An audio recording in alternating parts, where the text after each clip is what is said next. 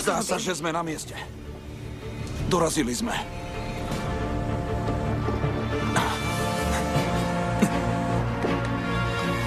Haló? O 5 sekúnd dôjde k explózii, kryte sa. K explózii? Čo? Máme vybuchnúť? Nestačí, že nás tu drží zatvorených? Do čerta! Valentina, kryj sa! Dcérka, bála som sa o teba. Mama, kde je otec? Práve odišiel. Čo ti je, miláčik?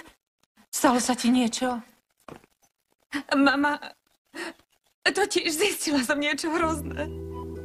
Upokoj sa, srdiečko. Všetko mi povedz. Vieš, že som tu pre teba. Zistila som, že môj otec má druhú rodinu, mama.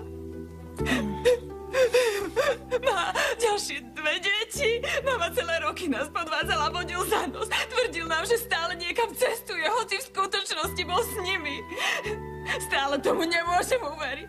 A vieš, že jeho syn má už 11 rokov, on má 11 rokov a tá... Mama, ty si to vedela? Mama, vedela si to? Merci. Chcem ti povedať, že... Čo mi ešte chceš povedať? Vedela si o tom a mlčala si? Takže aj ty si mi klamala, mama. Aj ty?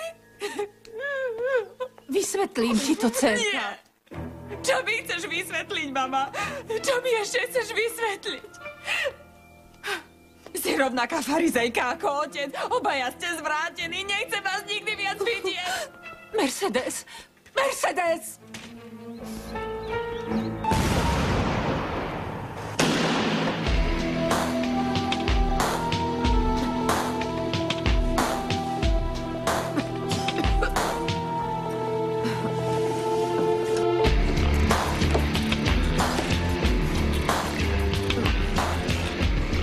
Neuveriteľné, sme v pivnici múzea.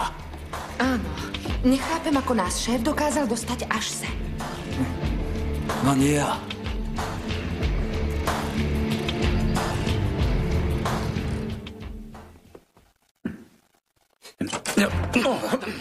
Poď sem, niečo mi povieš a neupováž sa klamať.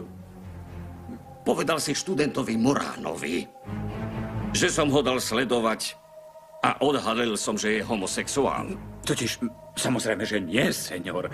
Ale niekde som započul, že sú pochybnosti o sexuálnej orientácii tohto mladého muža.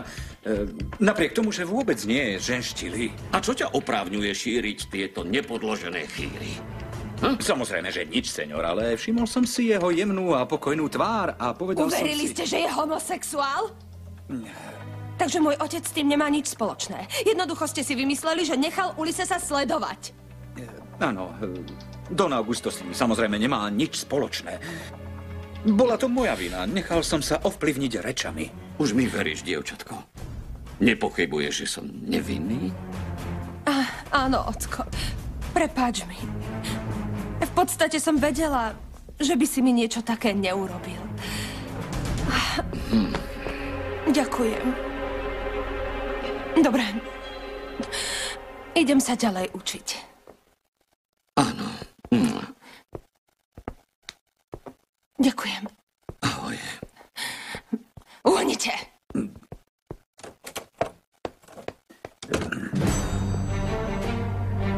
Takže, Eusébio, ako sa opovažuješ vynášať to, čo sa hovorí v tejto kancelárii? Prepáčte mi, senior, buďte si istí, že sa to už nikdy... Samozrejme, že nie. Pretože na budúce ťa pošlem na trvalú dovolenku. Áno, senior. A vypadni odtiaľto! Senior, s dovolením, senior. S dovolením. Prepáčte.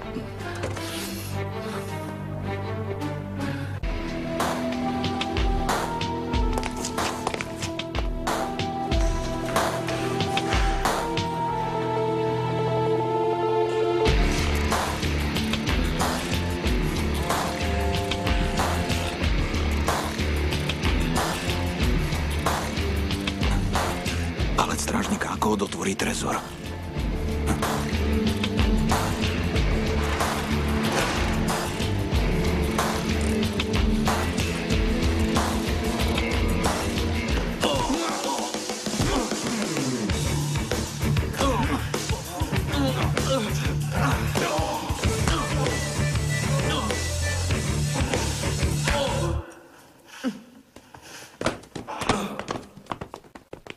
Fú.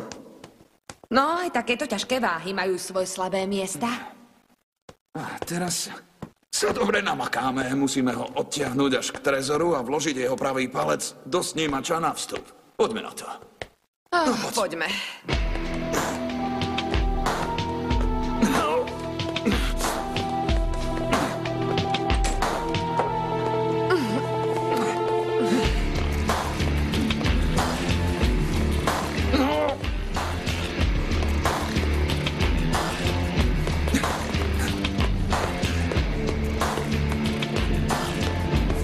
Potom vyšiel otec hore, aby mi to vysvetlil a ja som mu nechcela otvoriť a povedala som mu, že s ním nechcem v živote hovoriť. A navyše, keď som išla mame povedať, ako to je, čo som zistila, povedala mi, že o všetkom vie. A kto ho vie, ako dlho, Lorena, je to neuveriteľné. Je to fakt hrozná predstava. Neverím, že by tvoja mama trpela otcovi ďalšiu rodinu. Nenamýšľaš si, Mercedes? Neviem, ale do toho domu sa už nikdy nevrátim, Lorena, nikdy. A čo budeš robiť? Kde chceš bývať? Nemohla by som ostať u teba? Prosím. Jasné, Mercedes, to nie je problém. Vieš, že ku mne môžeš prísť kedykoľvek chceš. Lenže práve dnes, Mercedes. Čo práve dnes, Lorena? Vlastne nič. Dohodla som sa s Bobím, s tým chalanom, čo som ti hovorila. Ale netráp sa. Príď ku mne domov a ja to oznámim babičke, dobre? Lorena, ty si ma vôbec nepochopila. Nepotrebujem iba posteľ, kde by som sa vyspala. Potrebujem mať pri sebe kamarátku, niekoho, kto ma podrží. Nemusíš mať obavy. Nemienim predsa stráviť s Bobím celú noc. Pôjdem s ním na rande a budem sa ponáhľať domov. Neviem, čo sa s tebou stalo. Prečo mi toto robíš, Lorena? Už druhý raz ma nechávaš samú, keď ťa najviac potrebujem pre nejakého Bobbyho. Si moja kamarátka, Lorena. Nechápeš, že toto je najhorší deň v mojom živote? Jasné, že chápe, Mercedes, ale vieš, Bobby môže od svojej frajerky ujsť iba dnes. Pozri, rýchlo to vybavím a hneď prídem za tebou, dobre? Myslela som si o tebe niečo iné, Lorena.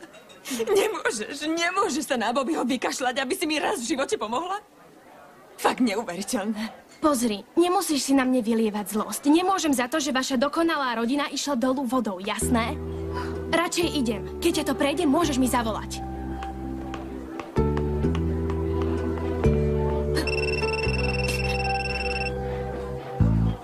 Nemyslíš si, že ti to zodvihne, mama? Pre teba už neexistujem.